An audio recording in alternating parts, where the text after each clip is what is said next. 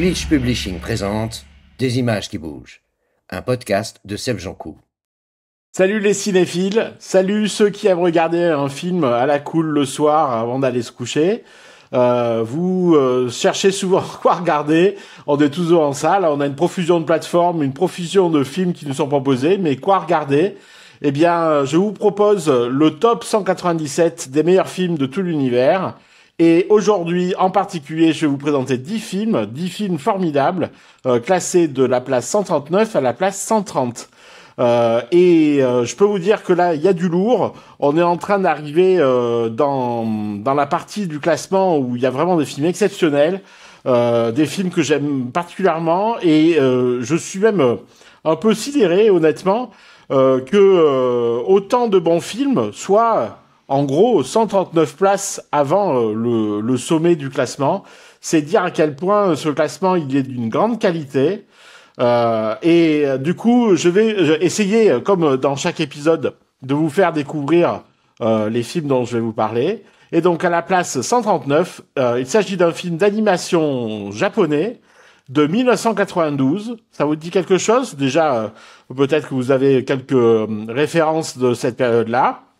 Et on va parler d'aéronautique. Et ça se passe dans une ambiance lacustre. Vous avez la ref ?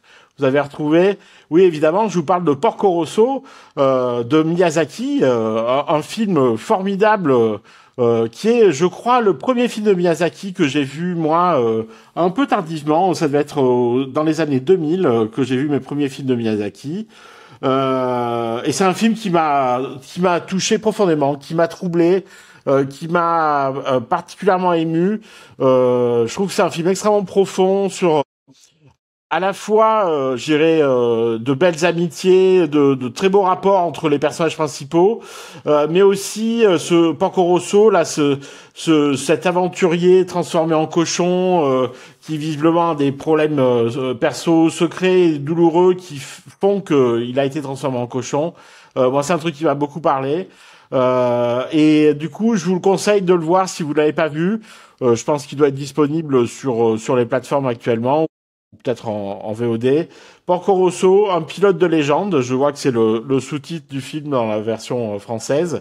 C'est un film d'aventure qui se passe dans une région des lacs italiens réinventés. Hein. Je pense pas que ça se passe précisément au lac de Comme ni au lac de Garde, mais ça y fait penser.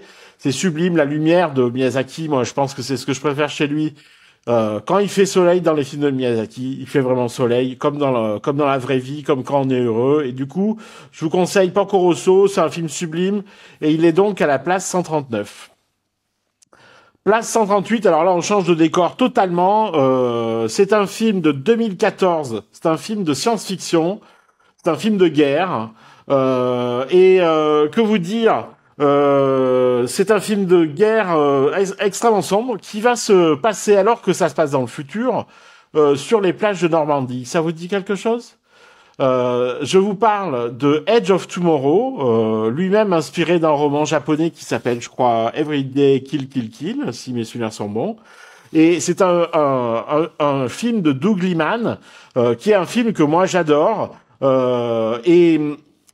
C'est à la fois un très beau film de science-fiction avec des chouettes exosquelettes en particulier, une très belle histoire d'amour entre Tom Cruise et Emily Blunt. Emily Blunt, moi, clairement, j'ai un crush sur elle depuis toujours. Elle est formidable, c'est une actrice formidable avec une super physicalité pour les scènes d'action, je trouve. Et Bill Paxton aussi qui participe au film. Et c'est aussi un hommage au jour de la marmotte, Groundhog Day, une boucle temporelle répétitive, qui est maintenant un classique du cinéma, où Tom Cruise va essayer de briser cette loupe dans laquelle il est enfermé, en essayant de l'apprendre par cœur et de la dominer complètement. Et ça, c'est un procédé narratif que je trouve formidable, que j'adore au cinéma, et que quand c'est bien exécuté, c'est vraiment formidable. Donc du coup, c'était Edge of Tomorrow en place 138. Clairement, si vous l'avez pas vu, c'est un soir où vous avez envie de voir un bon film d'action-aventure, c'est vraiment une réponse formidable. Alors, place 137. Un classique des classiques qui pourrait d'ailleurs être tout en haut de mon classement. Il se trouve qu'il y a beaucoup de films et du coup tout le monde ne peut pas être dans le top 10 évidemment. Mais c'est un film formidable. C'est un film, je pense même historique parce que il a lui seul inventé un genre cinématographique. C'est un film de 1991, donc ça commence à dater. Un film policier de Jonathan Demme. Ça vous dit quelque chose, Jonathan Demme? J'ai parlé de lui déjà, je crois, pour un autre film dans ce classement. Je parle du Silence des agneaux, évidemment, ce film sublime qui va inventer à lui seul le duo entre l'enquêteur et le serial killer dans une espèce de bras de fer psychologique entre les deux personnages. C'est Hannibal Lecter, donc qui est quand même, je pense, avec Dark Vador, un des plus grands méchants de la fiction contemporaine. Hannibal Lecter, le cannibale, qui a fait flipper tout le monde depuis 40 ans. Il y a eu plein d'autres films après, mais jamais de l'ordre du Silence des agneaux. Jodie Foster déjà est formidable. Elle est encore au début de sa carrière.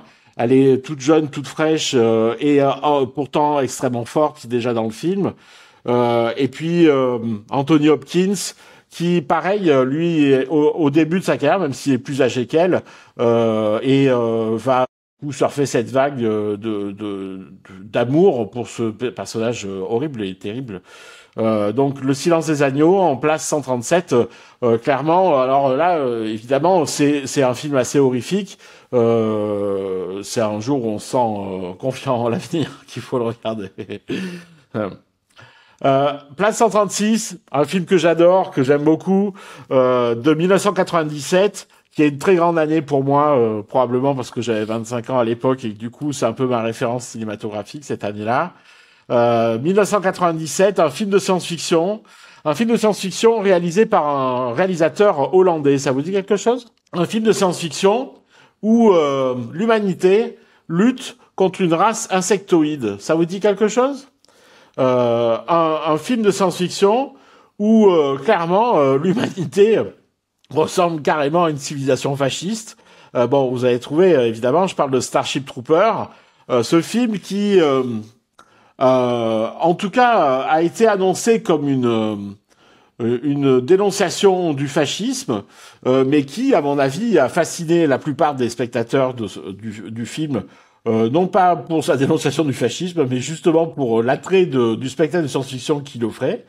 Je vous parle évidemment de Starship Troopers, le film de Paul Verhoeven, qui encore aujourd'hui est un très grand classique du film de SF. Je l'ai revu encore il y a quelques années. Les scènes de destruction de vaisseaux dans l'espace sont encore tout à fait d'actualité. C'est un film magnifique. Les monstres insectoïdes sont formidables, extrêmement particuliers et singuliers pour l'époque et encore aujourd'hui pour maintenant.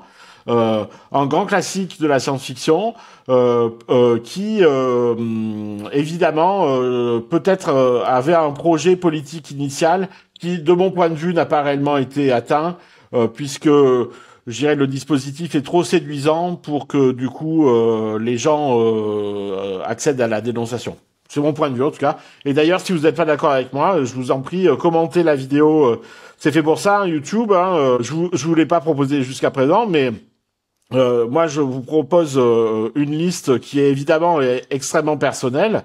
C'est logique que vous ne soyez pas d'accord avec moi. C'est logique que vous n'ayez pas certains films que j'aime, ou inversement. C'est logique que vous trouviez qu'il y a des films qui devraient être dans le classement qui n'y soient pas.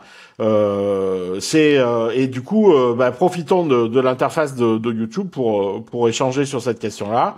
En général, moi, je réponds à tous les commentaires, donc faites-vous plaisir et participez. Et potentiellement, ça donnera des idées à d'autres personnes. Donc, du coup, allons-y. Donc, c'était Starship Troopers, le film de 1997 à la place 136.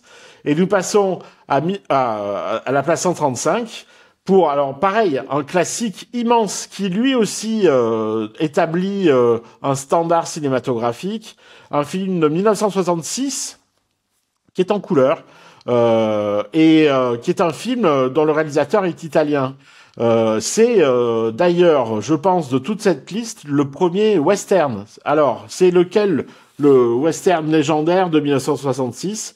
C'était évidemment Le Bon, la Brute et le Truand, qui est avec Clint Eastwood, le film de Sergio Leone, un film sublime que moi j'adore, qui établit le personnage du gunslinger, ce personnage, ces personnages de tueurs au sang-froid, souvent anonymes, qui incarnent peut-être ce qu'est la violence à l'état brut et à l'état pur. Et évidemment, Clint Eastwood a trouvé sa place dans ces personnages-là, a trouvé sa place aussi en tant que réalisateur après pour ces personnages-là. Je pense en particulier à un film que j'adore, moi, qui est High Plane Drifter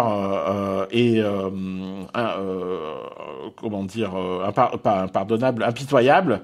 Ces deux films qui sont, de mon point de vue, très liés aussi au film de Sergio Leone.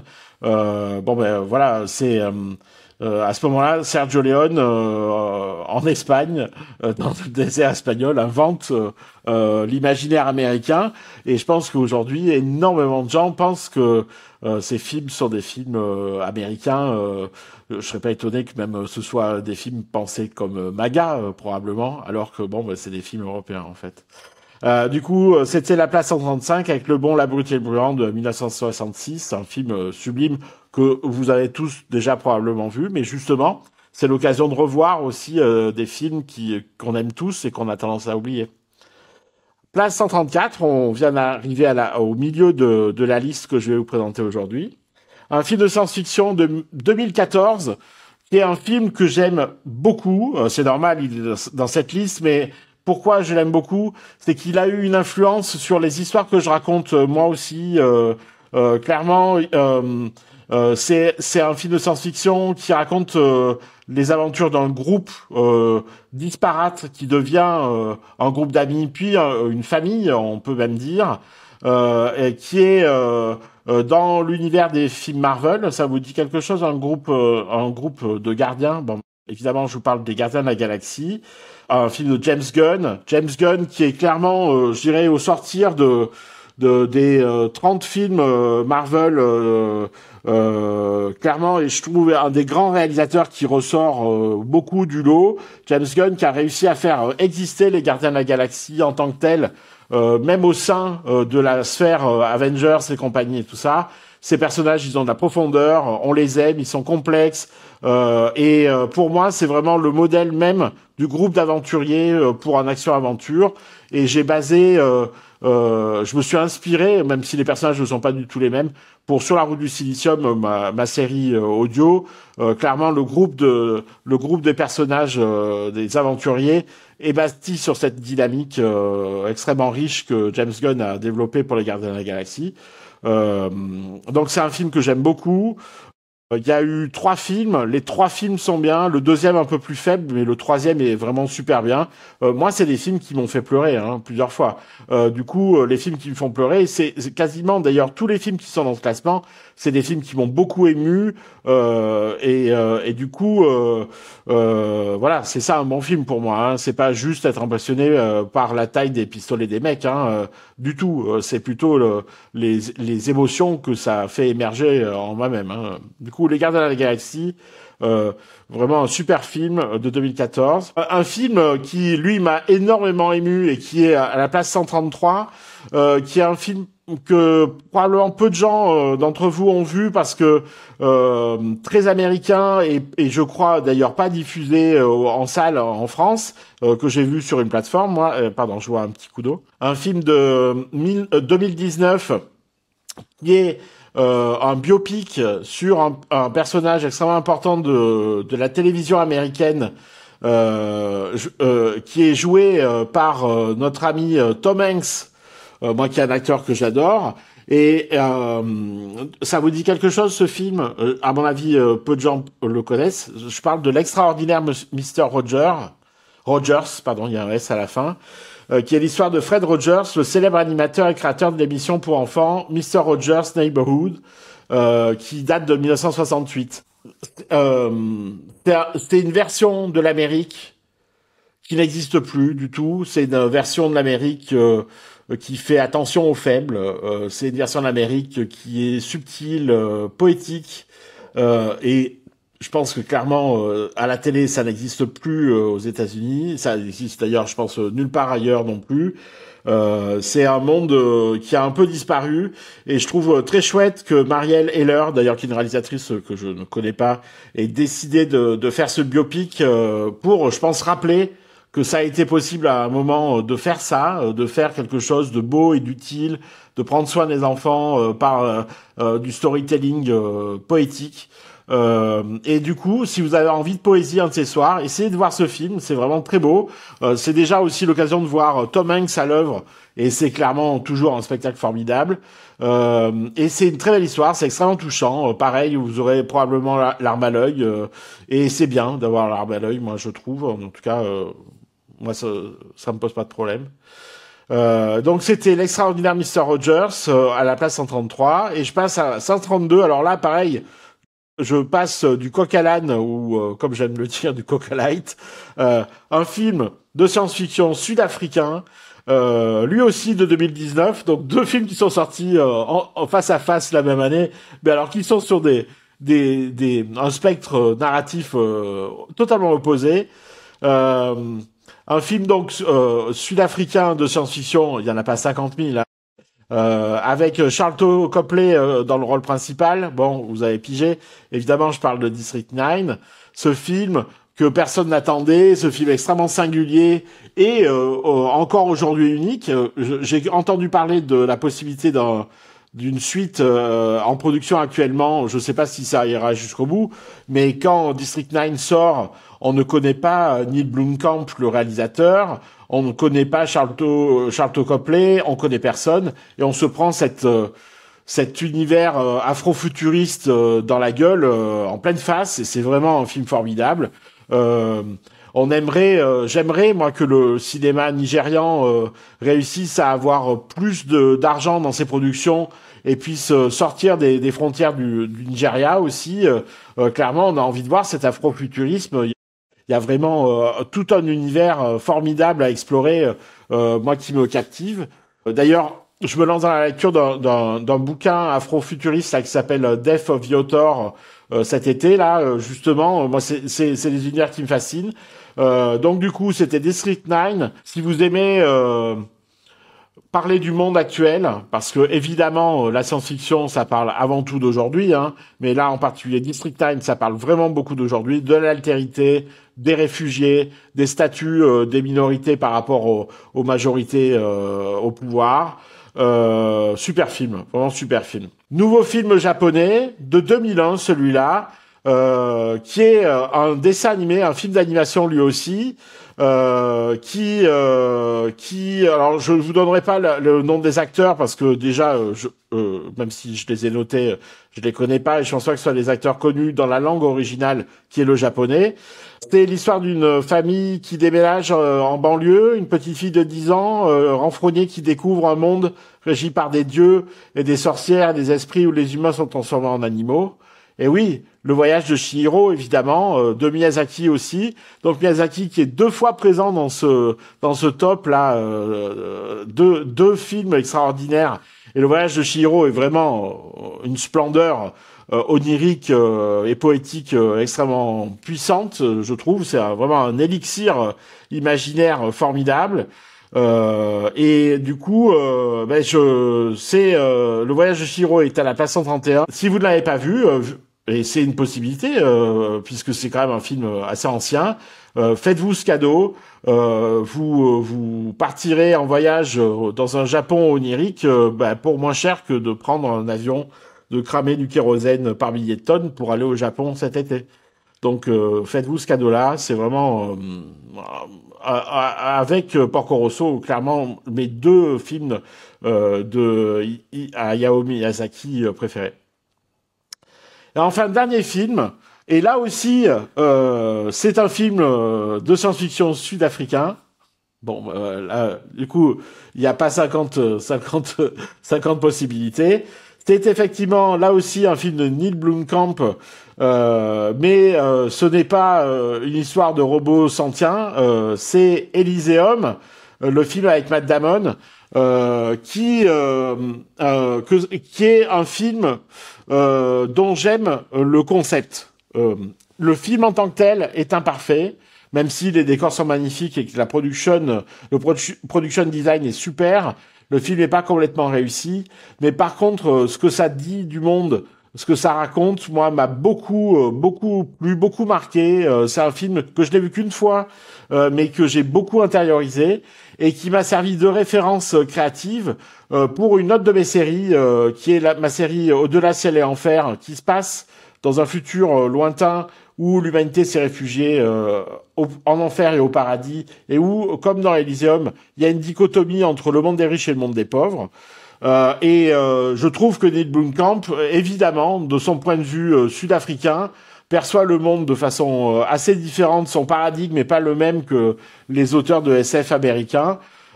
Et évidemment, il a des choses à dire sur le monde, peut-être même plus de choses à dire sur le monde que pas mal de réalisateurs américains de science-fiction et de gros studios. Et du coup, Elysium est à la place 130 de ce classement. C'est donc le dernier film de ces 10 films que je présente dans cet épisode-là. Et je pense que c'est un film à voir si vous l'avez pas vu.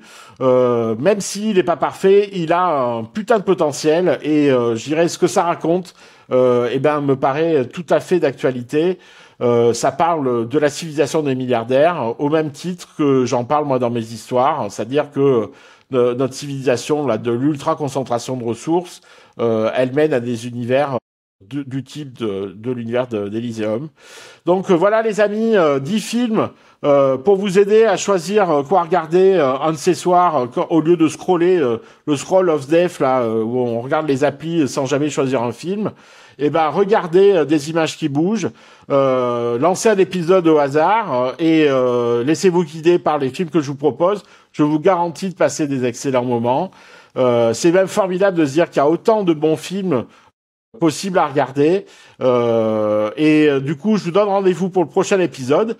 Là, évidemment, on commencera à la place 129 jusqu'à la place 120. Donc, on monte encore dans ce classement de plus en plus ahurissant et formidable et qualitatif des meilleurs films que je connaisse et que j'ai vus. Et j'en ai vu beaucoup. Je vous donne donc rendez-vous à bientôt. Merci d'avoir regardé la vidéo jusqu'au bout. J'apprécie, c'est chouette. Cet engagement-là, il est super, à la fois pour moi et pour l'algorithme de YouTube. Désolé de vous le demander, mais un petit like, si vous pouvez le faire, ça aidera la vidéo à être diffusée. Abonnez-vous aussi à la chaîne Glitch Publishing. On a beaucoup de contenu super intéressant à regarder. C'est une chaîne de télé, du coup, il y a beaucoup de programmes différents. Il y a des fictions, il y a des documentaires. Il y a de quoi nourrir ses neurones de plein de façons différentes. Et donc du coup, merci donc d'être venu jusque là dans la vidéo, et je vous donne rendez-vous très bientôt, probablement dans quelques semaines, à un moment où j'aurai le temps d'enregistrer. Et allez, ciao, bye bye, et bonne soirée ciné du coup, puisque c'est ça le but des images qui bougent. Allez, ciao, bye.